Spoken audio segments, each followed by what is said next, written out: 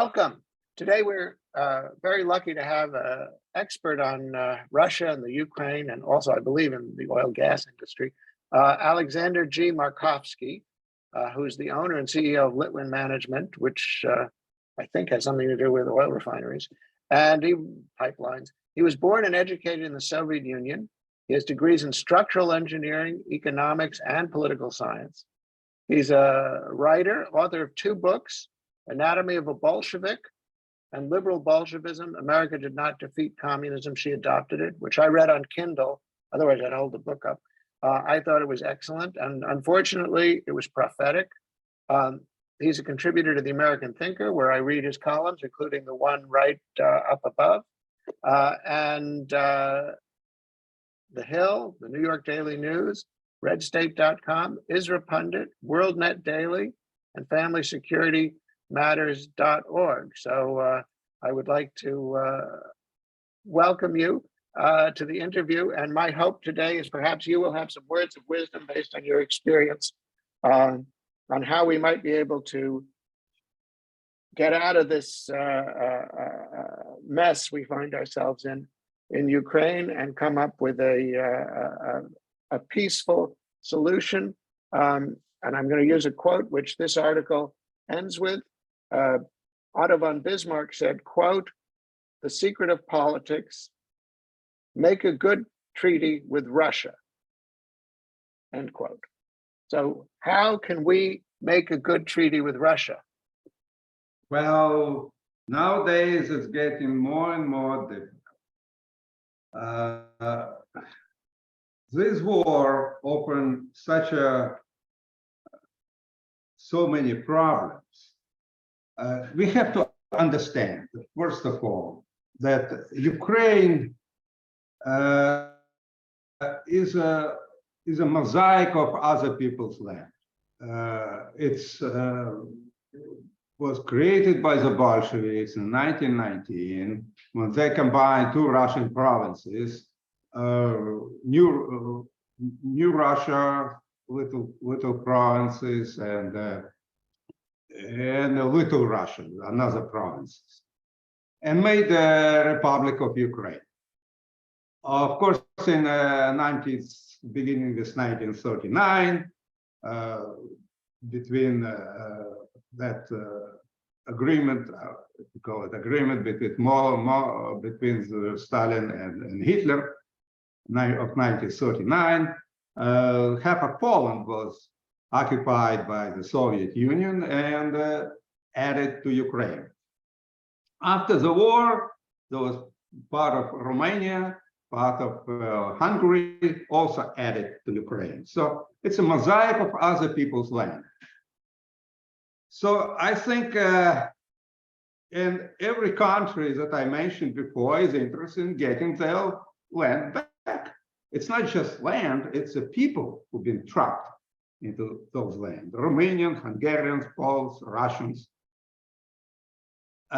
So I think the road to peace is to split Ukraine into few countries, give them land back. Everybody will make it happy, and do something about NATO. The biggest threat to peace nowadays is NATO. Alliance that after very successful journey that led to collapse of the Berlin Wall, peaceful, without a single shot, Soviet Union collapsed, the West won, Warsaw Pact was disintegrated, but NATO remained intact.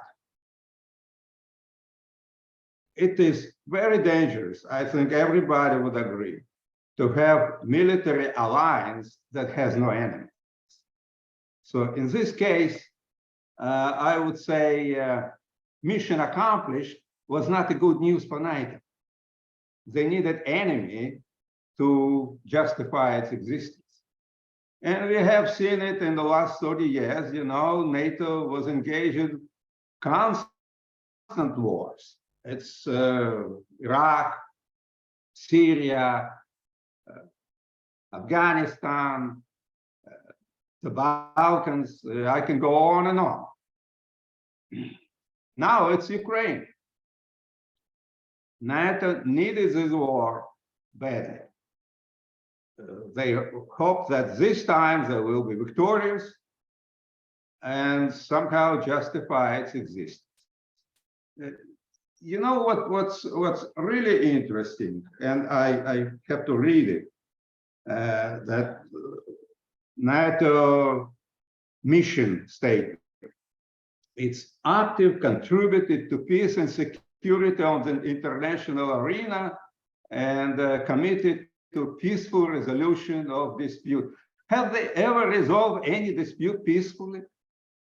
Well, let me stop you there. I think you just said the collapse of the Soviet Union was a NATO victory, and that was done without a shot. So you could say that was the big one, and that was done peacefully. That's correct. Yeah. What was your question? Excuse me. Well, you were asking a rhetorical question: has NATO ever done anything peacefully? So, and you could also argue they kept the peace in Europe after World War II. Until Yugoslavia, there was no war in Europe, and Yugoslavia, I remember when it started, they said in America, this will not be a precedent. Well, I guess it was a precedent. Let me ask you a question. You say mission accomplished for NATO, but what if NATO changed its mission subsequently, you know, and had its basic principle, which was to keep Germany down, to keep Russia out, and to keep America in? I think that was Churchill who said that. That still seems to be going on. Germany is being kept down. Nord Stream pipeline, poof. Russia is being kept out by war, and the United States is being kept in by the same war. So maybe if you're British, you may have a different idea of what NATO is doing and saying, hey, this is very successful because it's keeping Russia out, Germany down, and America in. And that's its real mission. Now, let me go a little farther. If we look at some of the 19th century British stuff about the Great Game, which they saw as the contest for Russia, contest with Russia over India and warm water ports, you could say, well, the British may have a great game approach. This was Brzezinski's famous grand chessboard or whatever he called it. And they're still playing the game. And so this is just a game they play with Russia, and America is actually a pawn of their previous colonial power. That maybe America and Russia don't have a conflict of interest, but maybe Britain and Russia do. What do you think of that? Well, I think that, again, you know, I want to emphasize my earlier point that NATO became an arsonist of war. And that's a fact, you know, just look at the last 30 years. If we had no NATO, if we had no war this time, Germany will continue prosperous. Europe will have a cheap Russian gas, and Russia will get all the technology, all goodies from Europe that they do not produce themselves. I always believe that economic interdependence is a foundation for peace. And this time we broke that economic interdependence, and you see, we have a war with no end in sight. Well, that's the pessimistic view. I was looking for you to give me the way out of this impasse. Well, you're also educated. You're educated in Russia. Yes. Tell me, we read a lot of stuff from people in the United States, like Michael McFaul, or generally the foreign policy establishment, about Putin as a dictator. He wants to rebuild the Soviet Union. He wants to invade all of Western Europe. And this is necessary because, like stopping Hitler, you're stopping Putin from his dictatorial expansion and empire building. How do you see it as a Russian American? Well, let's agree that Putin is not Thomas Jefferson, okay? I think we all agree on that. As far as a Russia threat to Europe, it's absurd. And I tell you why it's absurd. Because Europe economically exceed Russia tenfold. By population and exceed threefold. How can Russia threaten Europe?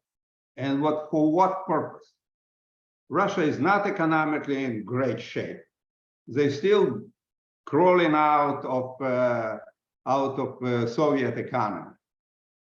So they still have a lot of own problems. And one thing they learn, probably, I'm sure they have, that conquering other countries doesn't bring anything good. You have to support them. Therefore, I think it's total absurd. Russia was very dependent on the West and had no intention to end its dependency. It was very profitable. And the West was dependent on Russia, and it was also profitable. So what's the problem? Where is the threat? It was absurd, and it was a way to justify NATO existence. If there is no threat, what NATO has to do? Okay, so you're giving a bureaucratic theory to explain it. Simply that a alliance that had no function had to start a war to stay in business. That may or may not Absolutely. be the case. But what about the other theory that we've certainly heard a lot about, that the Western powers have a vice versa of that theory, a plan to conquer Russia, and that in order to conquer Russia, they have to sap the strength of Russia, its men, its material, its money, in a long war. And this is all a plot to overthrow Putin and break Russia up and make it into a Western colony. Oh, well, that's plausible theory. No question about it. Somebody's been dreaming about it for centuries. Not somebody, many people have been dreaming about it for centuries. Well, it hasn't worked, and it hasn't worked this time. So you don't think that is possible to succeed, despite the fact that our American government has said we'll stay in there as long as it takes, spend as much as needed, and the commitment is ironclad to Ukraine. I mean, there's no end date, there's no sell-by date, there's no expiration date on the war in Ukraine. Well, just like there was no expiration date on the war in Afghanistan and in Vietnam, yes. United States is committed to it.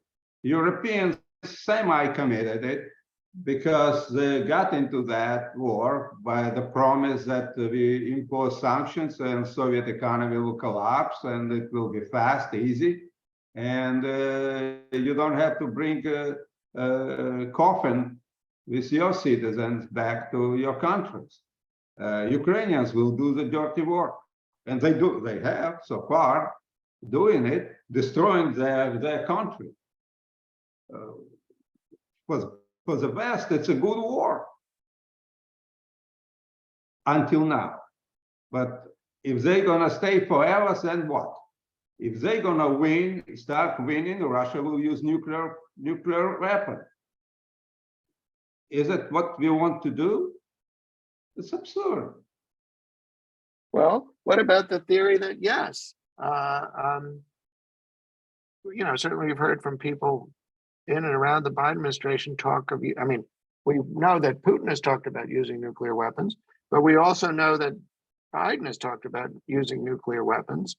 And I have to say, I'm relieved that we haven't seen that, but it was a worry to me when the whole thing started. And Biden even said he would use nuclear weapons against his own people. At one point, they said it was something about Trump and protests and this and that. And he said, I've got F-15s and nukes, or F-16s and nukes, or whatever it was. And I'd never heard an American president threaten the American people with nukes in my lifetime. I'm 66 years old. So how do you know that this nuclear taboo is really going to hold? I mean, what if there's a theorist, and I don't know what's going on behind the scenes, who says, yes, America can win a limited nuclear war with Russia in Europe? It's possible. Look, we don't know what happened during nuclear war, but do we want to find out? Because of what? Because of corrupt country of Ukraine? Because of NATO has to justify its existence? Maybe we just disband NATO and live in peace. Well, I mean, why on earth would they disband NATO after pouring? I mean, they're expanding NATO right now. Right. Sweden has joined, and Finland has joined, and all these countries that wanted to join during the Cold War but were afraid of Russia, they've joined because they hate Russians for their own reasons. And you know, it's then there's another theory. You know, the United States has a lot of ethnic groups, and you hear a lot about the Jewish lobby, but when I was in Russia, I actually heard about the Polish lobby. The Russians were very concerned about Polish Americans. And of course, there are Ukrainian Americans and other Eastern European white ethnics, which are quite a bloc. And in fact, they're a swing bloc in American votes. So when I was at the Heritage Foundation, they were called heritage groups. Ethnic groups were heritage groups. But the Eastern European heritage groups don't like Russia for obvious reasons.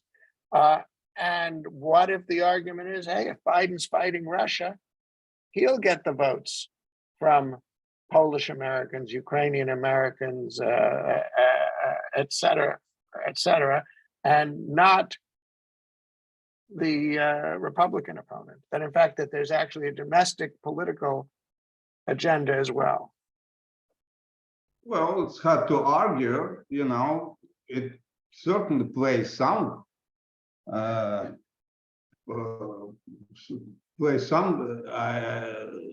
role in this kind of policy. But what I'm trying to say, you know, that this policy is extremely dangerous. There is no really good purpose in it, and we can get into Armageddon, you know, just like that, you know, in the flip of the finger, you know, at one point. Putin's not going to allow Russia to lose this war, and if things go bad for him, he will use nuclear weapons. You know, what else he has to do? And what if Biden says, "Go ahead, make my day. I'm going to use them too."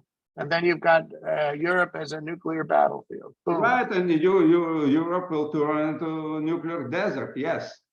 Don't forget that the Russian territory is a lot greater than European, and density of population a lot less. So Europeans will have a disproportionate number of victims. Is that what they tried to do? It's insanity. It's insanity. Russia's got a long time zone.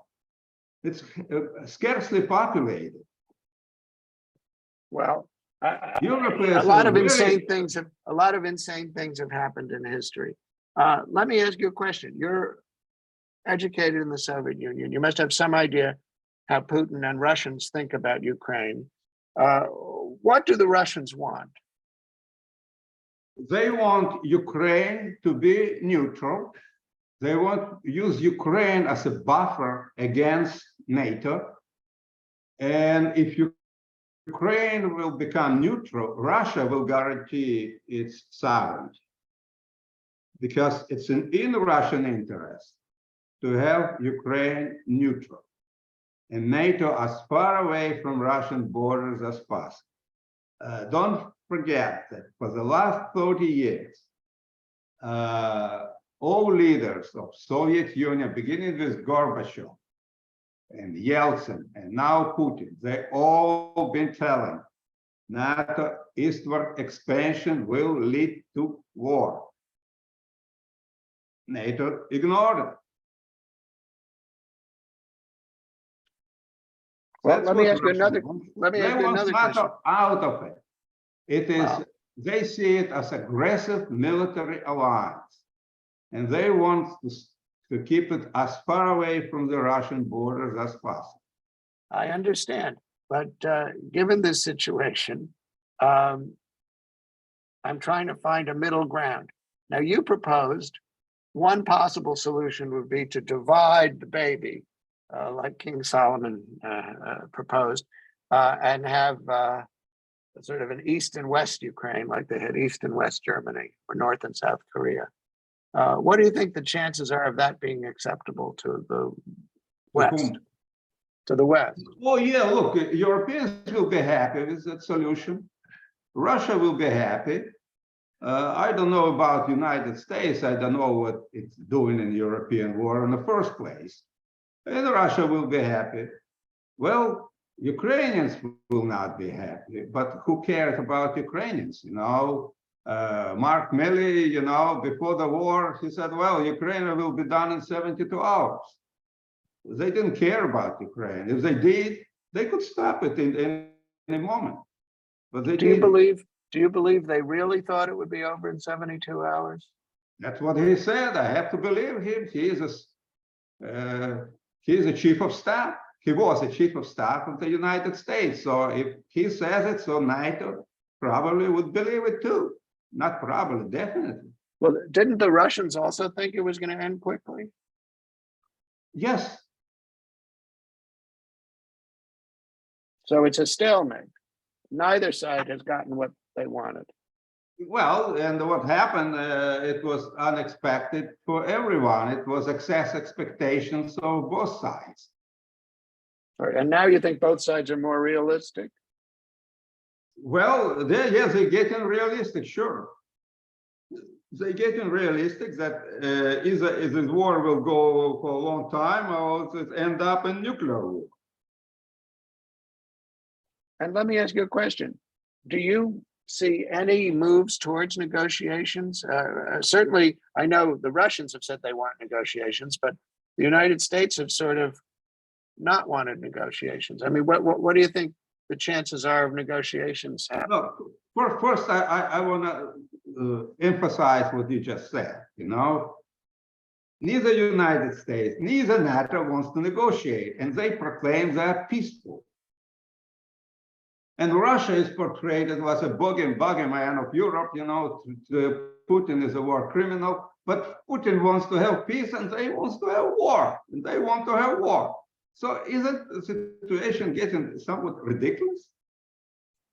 Well, you know, a lot of things are ridiculous. Let me ask you another question. We have three front-running presidential candidates right now. We have President Trump, who's going to jail. We have Robert F. Kennedy Jr., who's been denied Secret Service protection by the US government, despite his father and uncle being assassinated. And then we have Joe Biden, who's president of the United States. What do you think the difference would be for Russia if any of these three candidates became president? What do you see as different policies? Well, I mean, Trump has said he could end it in 24 hours. Yes, he will end it. He will end it, I don't know, 24 hours or 72 hours or in a week, but he will end it. So you don't think it's hard to end if you want to? And what about RFK? He says he wants peace talks. What? RFK said he wants peace talks. Kennedy. Well, peace talk, what talk? Ukraine absolutely wouldn't talk. There is really. Well, don't you think Ukraine would talk if the United States told them to talk? Well, sure, Ukraine will pretend to they talk, but if you notice in the last month or so, Ukraine is trying to make war between Ukraine and Russia European war. They want to get NATO involved. Sure. Wouldn't you? What? To get NATO involved? If you were Ukraine? Well, if I were Ukraine, I wouldn't do any of this crazy people did. Look, just if you think about Ukrainian leaders just for a moment, and look at the history of Ukraine, that maybe open some realistic view on Ukrainians, on Ukrainian leadership. Ukraine never been a unitary state. It created by the Bolsheviks in 1919. It's always rule from Moscow. And suddenly, these children of Bolshevik revolution get the power without adult supervision. So they do all crazy things in the economy, in corruption, and now in the war. It's as I said, it's a children without adult supervision. You never know what to expect. Okay, well, that's the Russian view, and I can see that. Of course, from the American view, the adult supervision is the United States. Let me ask you another question. You're correct. You've written about this for a long time. I remember a year or so ago, I tried to interview you. You've been following the issue. You have all sorts of interest in the oil gas trade. You follow that. You're a fellow, I think, at the London Institute, so you do strategic thinking. What do you think when the Newland, whatever her name, Victoria Newland, and Kagan, and all these people who seem to be in every administration except Trump, when they promised the Ukrainian, oligarchs or whoever was in charge, look, come with us, we'll make it worth your while. Do you think they told them, and as a result of making this decision, your country will be plunged into war lasting years? Do you think that they said to the people they were bringing in on the exchange programs and investing in and buying the companies, you do all this and your country will end up smashed and destroyed like Chechnya was when they tried to revolt? Do you think that they knew what was coming, or do you think they were lied to by the Americans? Well, of course, I doubt very much that anybody told Ukraine that you're going to be destroyed. But I'm pretty sure, I'm very confident that they told them they will get a lot of money. And for corrupt Ukrainian regimes, that's all that game is about. They need money. So where will they go? I mean, in other words, where do these oligarchs go? I mean, say the country is going to end up like Chechnya. Let's say this is going to go on for years, a slow grinding war, nobody's pulling out, and just bomb for years. Let's say it's not a nuclear war in the end of the world. It goes on for 10 more years. At the end, there's nothing left. Well, where are those oligarchs going? First, I'd like to point out that Chechnya is doing very well nowadays. Well, no, after the rebellion was crushed. After the rebellion was crushed. Yes. Not during it. I mean, we saw the pictures of Grozny during the fighting. It was rubble everywhere. Right. So what's your question? Where Ukrainian oligarch will go? Yeah, I mean, many of them live already in London. So they will go to London. They have a pretty good bank accounts. They will be fine. They don't care about Ukraine. They care about themselves. So what you're saying is the leadership doesn't care about Ukraine, and the Western powers don't care about Ukraine. And the only one who cares about Ukraine, paradoxically, is Russia, because Russia sees Ukraine as its historic home, sort of Kiev like Jerusalem, that it's the origins of Russia lie in Ukraine, and that they'll build it up back again. Well, in Ukrainians, they have a saying, I created you, I will kill you. So Ukraine, I say again, it's the creation of the Bolsheviks, and Russia believe it's, if it is not their country, but very close to them. And it's not like any other country. Ukraine, it's just always been part of Russia, part of the Soviet Union. Okay. So there is a huge ties between Ukraine and Russia. If you're familiar, of course, with it, Ukraine economy was completely integrated with the Soviet economy. And if you think who Ukrainians are, I'm really confused, because when Ukraine joined Russia in 1654, it was Kazakhs, and they count probably not more than 100,000 of them when they were absorbed by Russian Empire. So where they got 40 million or 35 million people, they call themselves Ukrainians, it's still a mystery. Probably they are Russians mixed with, the intermarriages were common over there. You know, wife is Ukrainian, husband is Russian, and vice versa. It's hard to say who Ukrainians are. Well, let me ask another thing, another dimension is the religious dimension, because part of this is, Samuel Huntington wrote his book, Clash of Civilizations, and he had a fault line going right through Ukraine between the Eastern Orthodox on one side and the Roman Catholic on the other. Yeah. And Ukraine was right in the middle. And I think the river ran right through the dividing line. And now we see there's some sort of religious element in this struggle as well, because the Russian Orthodox Church was banned in Ukraine. And there's all sorts of questions about, I think the Pope said he wanted to come and negotiate a peace settlement. How much of this is an ancient religious clash of civilizations?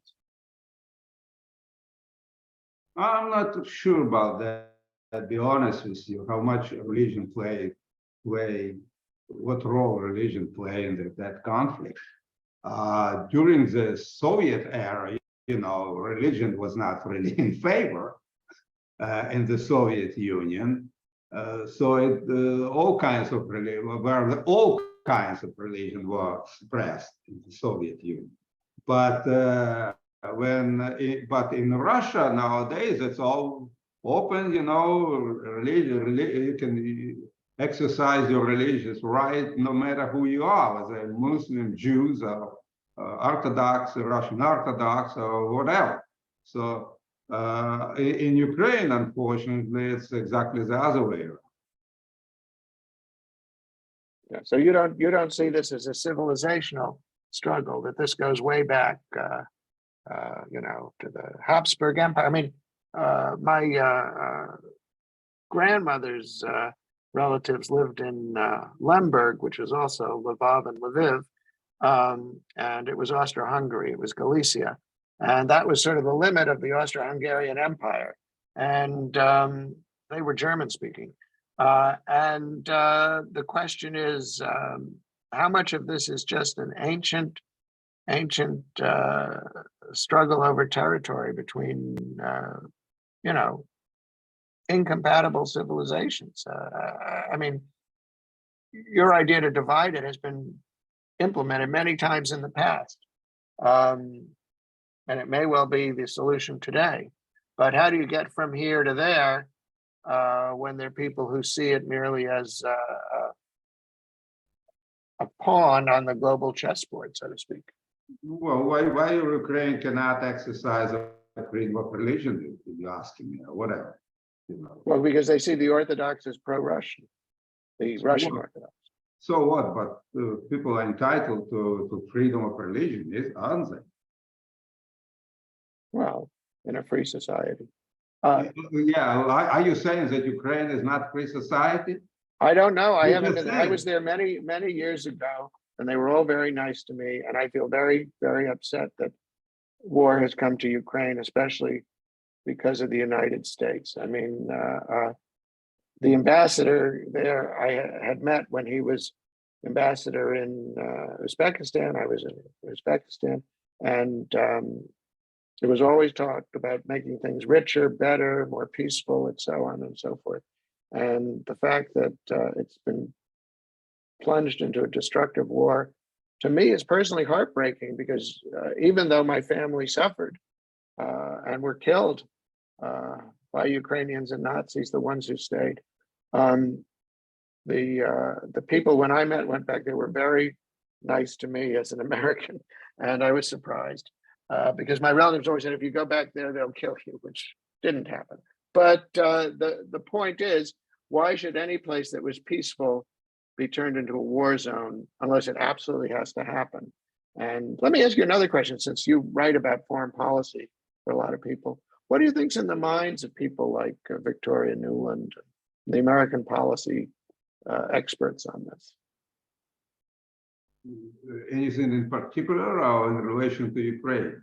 In relation to the war in Ukraine, why are they so against coming to some good treaty with Russia, as Bismarck suggested? Well, I don't know. You see, United States became very belligerent after collapse of Berlin Wall.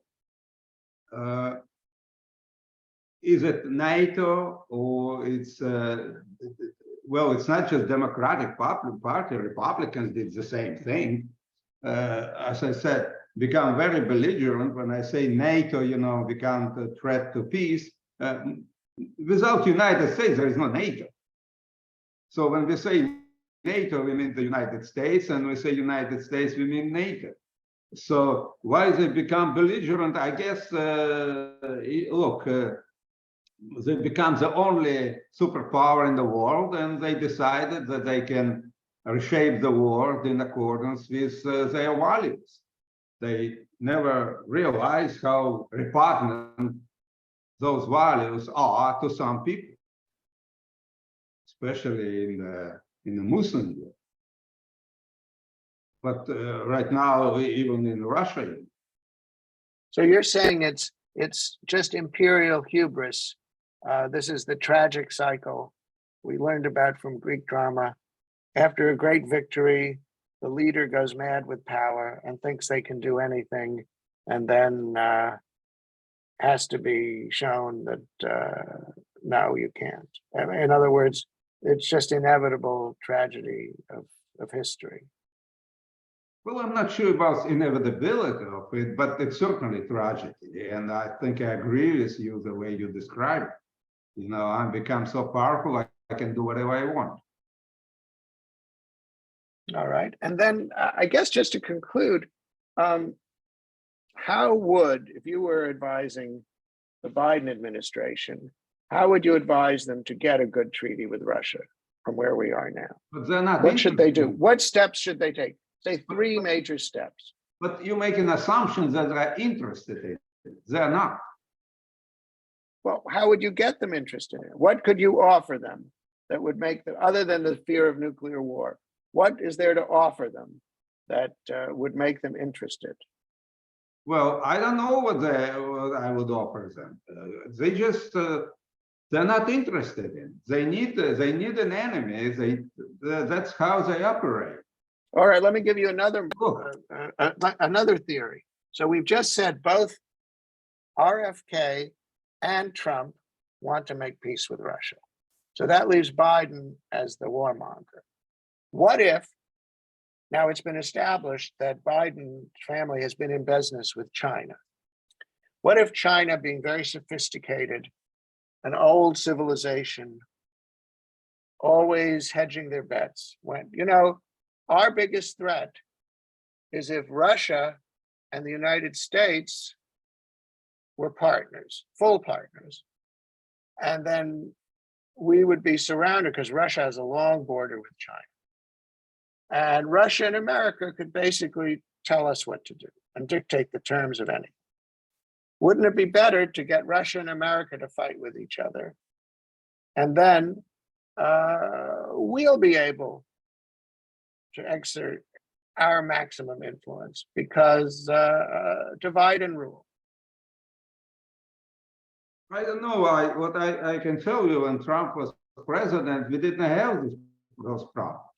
Yeah, but he was confronting China. He tried to solve that problem. He wasn't getting $3.5 billion or $1 million, whatever it is, from China. He was actually accused of being a Russian agent, first of all, but he was tough on China, very tough on China. Yeah, but he was tough to the point that never even military conflict ever arose, even on the horizon. He was tough economically because he wanted to get fair trade, and the other side understood his intention perfectly. But that's because he was looking after American interests. Let's Right. say the leadership was looking after, this is a hypothesis, Chinese interests.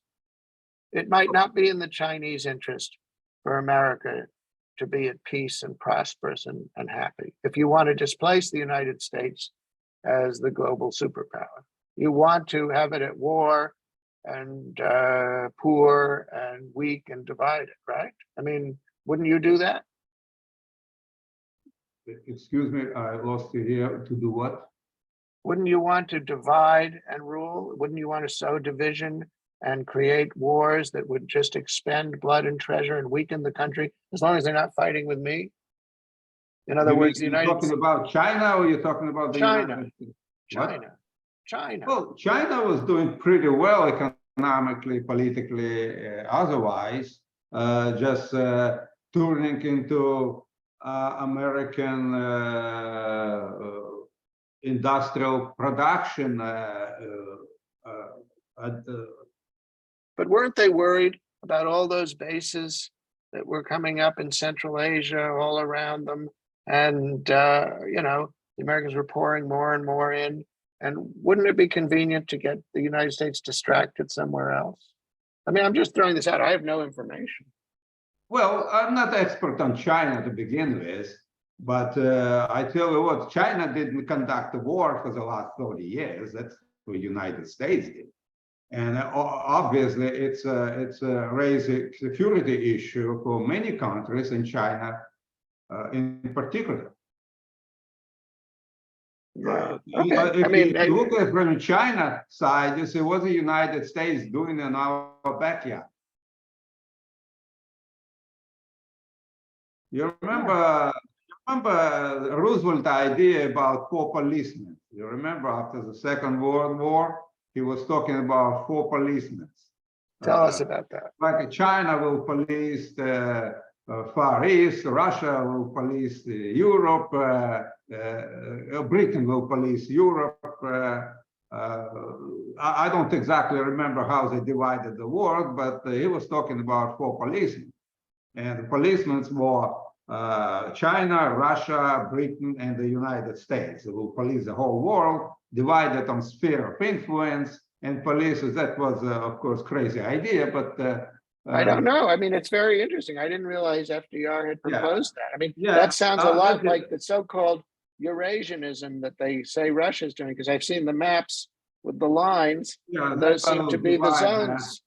Yeah, they will divide on the sphere of influence. But look, Britain could be not Alexander Dugin. Hmm? Alexander Dugin, is that his name? The one whose daughter was blown up? Yes. I think he had a map with just those lines. I didn't know it came from FDR. Well, yes, what's wrong with FDR, what's wrong with spheres of influence? Well, because it would never work. It would never work. And by the way, the Soviet sphere of influence was Eastern Europe, you know. So thanks God, you know, Soviet Union collapsed, and those countries, you know, got ticket to freedom. So you see that wouldn't be a good idea, right? If Russia still control Eastern Europe. Okay. So in other words, and you don't think the Russians want it back? I remember when I was in Russia, they kept saying, we don't want it back. It was nothing but trouble. It was expensive, and it cost us more than we got out of it. Exactly right. You know, that was colonialism. Okay, era of colonialism is gone. Whether it was African version of Western version of colonialism in Africa and the Far East, or Russian colonialism in Eastern Europe, it's all gone. It didn't work. All right, let me suggest something new. Why couldn't Russia say to Biden, if you're serious about containing China, which I don't know, the best thing to do would be to make a good treaty with Russia, because we have a long border with China, and we fought 2 wars with China. There were border wars with China. I mean, when I was in Tashkent, I saw these bunkers, and I said, are these for the United States? They said, no, it's for China. And it would make rational sense to have an offer other than the threat of nuclear war, something that the United States would benefit from, other than oil and gas. But thinking in terms of, I remember Putin in his speech he just gave said, we thought that trade would replace geopolitics, but then we found out geopolitics was more important to the West, and we're very disappointed and surprised. But I haven't heard it, but I totally agree with you. well, it was that long speech he gave about Ukraine. But in any case, it seems to me then Russia has to make a geopolitical offer rather than threats of nuclear war or oil gas diplomacy, where Well, Russia becomes a strategic asset to the West vis-a-vis China. Well, are you talking about Nixon policy? Well, I don't know. I mean, Nixon was popular everywhere but in the United States. Yeah. So, well, I think this war changed Russian perspective regarding Europe. It's probably reinforced Russian perspective toward China. It already done, and I think it is reversible. There will be always great apprehension of Europe as far as Europe is able to honor contracts, whether business with Europe can be reliable. I think damage been already done. Damage been done to the essence of capitalism. Huh. And what do you think will replace it? I don't know what's going to replace it, but something will replace it. Some people talk about the BRICS, you have that try to replace it. There's some other ideas. It was bad for the United States. It was bad for Europe. Russia didn't gain anything out of it either. If somebody is gaining something, it's China. All right. Well, I guess we have the goal, at least from you, a good treaty with Russia. It's a Bismarck who said it. I know, but you quoted it in your article. I think I quoted it, yes, but I quoted Bismarck. And we have two presidential candidates, Trump and Kennedy, who want a good treaty with Russia. So perhaps it'll have to wait till the results of the 2024 election. And it'll all depend on what happens. So then we'll know, either there'll be a vote for peace or a vote for continued war. And that's there's nothing we can do about it. Just kibitzing here on the side. On this inspiring note, you'd like to finish our conversation, I suspect, right? Well, unless you have something more optimistic from your Russian soul. No, I don't have much optimism about this. Absolutely. I would say war, unnecessary war, crazy war. And as I pointed out in my articles, obviously Europe didn't want this war. They got sucked into it. Whether the United States wanted this war, I also doubt it very much. They thought that they would probably sacrifice Ukraine, put a huge sanction on Russia, and Russia would collapse. And they will get it easy. Well, nothing happened. Ukraine did not collapse. Ukraine isn't doing well. Hmm? You said Ukraine, you meant Russia. I'm sorry? You said Ukraine, you meant Russia. No, I meant Ukraine. You said Ukraine did not collapse. Yeah, because the array that what they had in mind that Russia invades Ukraine, Ukraine collapsed, they impose huge sanction on Russia, and then Russian economy will collapse. Oh. And I said it was excess expectations. Ukraine did not collapse, and Europe got sucked into a real war. Okay. And you don't think the Europeans thought that would happen? I don't think they wanted it. I don't think they want to blow up that pipeline. I don't think they wanted to lose Russian gas. They thought it was temporary. They will suffocate Russia and look, and everything will be fine. Whether they want to divide it or I don't know what exactly the intention was, but they thought that Putin will be out. Again, could be huge excess expectation. First, he wasn't out, but if that happened, you never know who will replace him. It could be a Well, let me, since you raised this before we go, there was this uprising by the Wagner group, which sort of was put down. What do you think that signified? Was that widespread discontent with Putin and just like 1905 to 1917, or is it just a CIA-funded uprising, or what do you think that was about, and how did it affect the war and Putin and Russia? Well, it didn't affect anything, but it was really crazy outburst. You see, Prigozhin never made any political statements. So even the armed forces that wanted Putin out, let's assume they were, okay? And I'm sure there are some.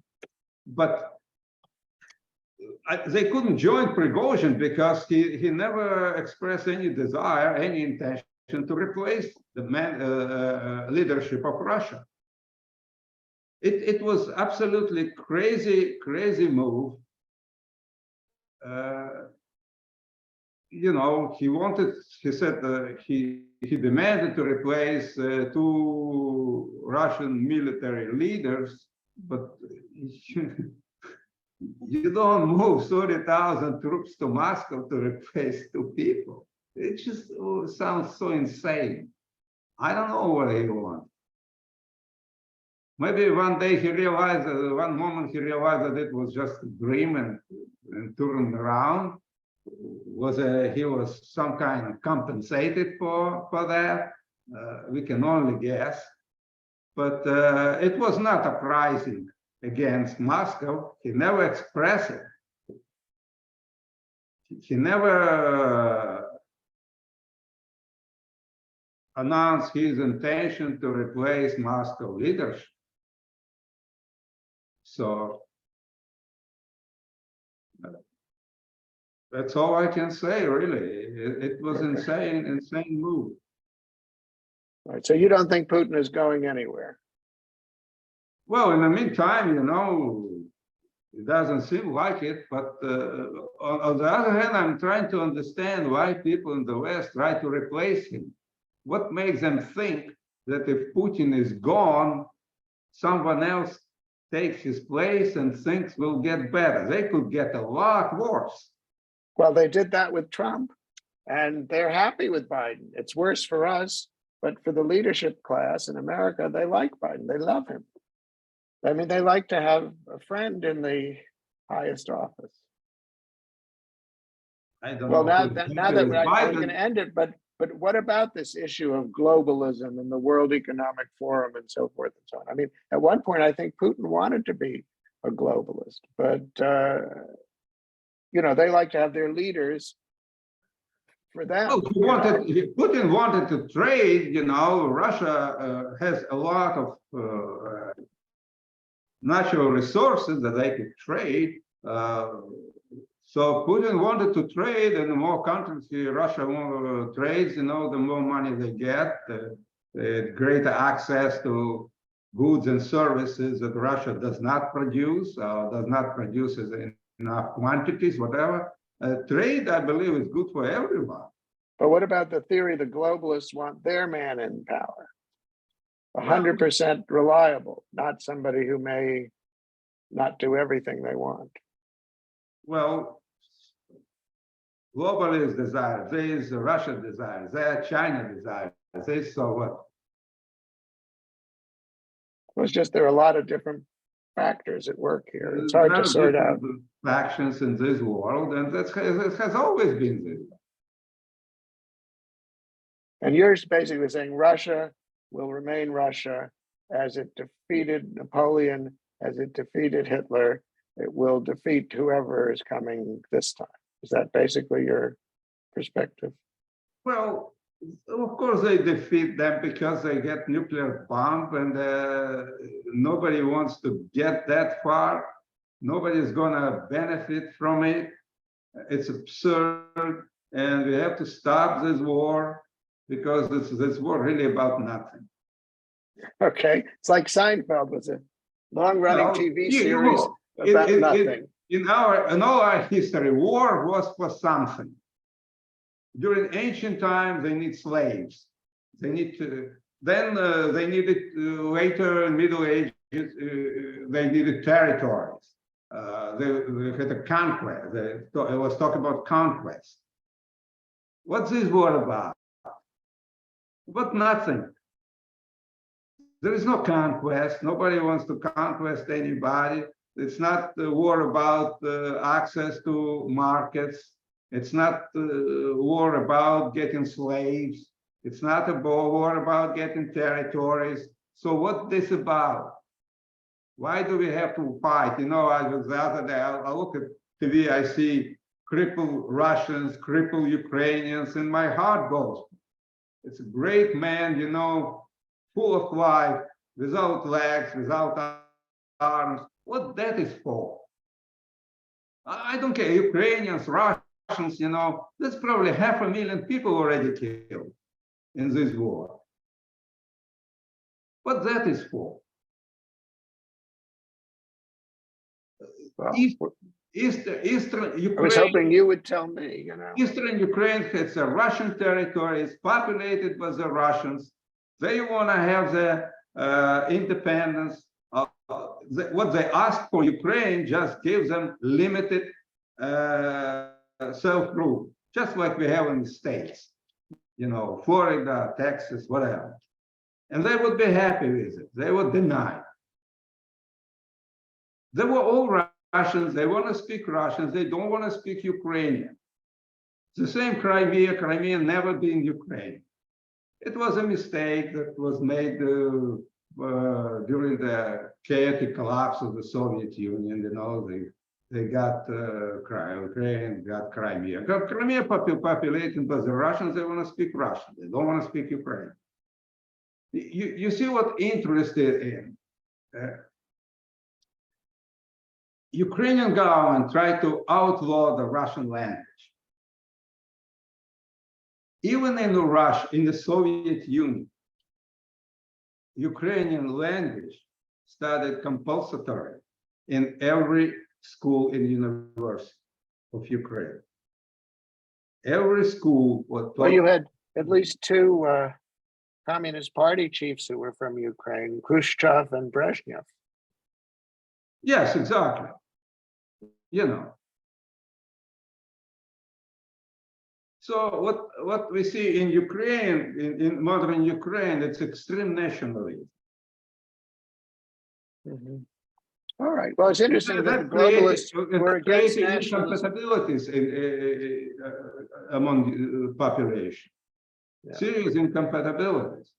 Yeah. So I think they have to, I think that Eastern Ukraine, Crimea, and whoever, and Lvov and other areas of Ukraine are entitled to self-rule, and that is perfectly, it sits perfectly well with Wilsonianism. So you see, sort of would approve it with both hands up. So you basically have a Yugoslavia solution, because what was the end of the Yugoslav war? The end of the Yugoslav war was the breakup of Yugoslavia. So this is the mirror image, vice versa, because the United States broke up Yugoslavia, and now Russia will break up Ukraine, and then it can end just like Yugoslavia with Dayton Accords or something, and that's it. And then we can move on and do something else. What about Cyprus? What about Cyprus? Oh, it was divided between Turks and Greeks. Okay. And now they live peaceful. Well, with some tension, but yeah. Well, some tensions there, but you can travel back and forth, on Yeah. Cyprus, Well, same with Israel and Palestinian territories, or Kashmir, India, Pakistan. I mean, they have these things Well, all over. it's a Wilsonianism, isn't it? That's what the United States been promoting for many, many years. Well, there you go. I haven't seen that coming out of Russia, that he should say, this is the American solution, Wilsonian self-determination, and it's the American way. And Russia is doing the American thing, and the United States is doing the Soviet thing. Soviet thing, right. I guess. All right, I think on that note, at least we got something to laugh about. I want to thank you very much. I hope we can do this again sometime. And I want everyone to read your column in the American Thinker, because I think it's really very insightful. And I'll just repeat again, I agree with you, and I agree with Bismarck. The secret of politics: make a good treaty with Russia. And thank you very much. Well, I thank you. Well, I thank you very much for having me. It's been a great pleasure. Thank you again.